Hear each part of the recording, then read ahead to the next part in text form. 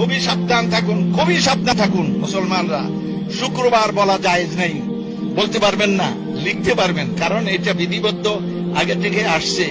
আপনি লিখলে শুক্রবার বলবেন, কিন্তু মুখে শুক্র মানে কি কোনদিন চিন্তা করছেন? শুক্র মানে কি? নাউযুবিল্লাহ মিন যালিক।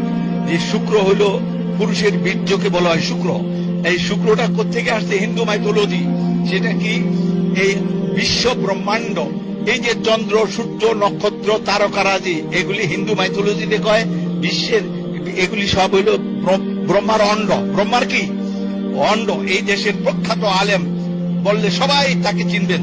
তিনি আমার সামনে একদিন ঠাকুরগাঁও এরকম বক্তৃতা করেছেন, বিশ্ব ব্রহ্মাণ্ড। পরে আমি যখন শুইতে গেলাম, আপনার মতো একজন আলেম, বাংলা ভাষা পণ্ডিত, আপনি এই বিশ্ব ব্রহ্মাণ্ড বললেন, আপনি কি ব্রহ্মাণ্ড অর্থ কি? এটাকে সন্ধি বিচ্ছেদ করেন, ব্রহ্মা যোগ অণ্ড, ব্রহ্মার অণ্ড। আপনি কি ব্রহ্মাণ্ড হয় ব্রহ্মার অণ্ড মনে করেন? যে হিন্দুরা মনে করে।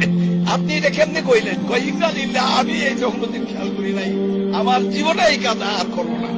তো অন্ডের সঙ্গে শুক্র, অন্ডের সঙ্গে কি শুক্র, এই শুক্রবার বানিয়ে দিছে।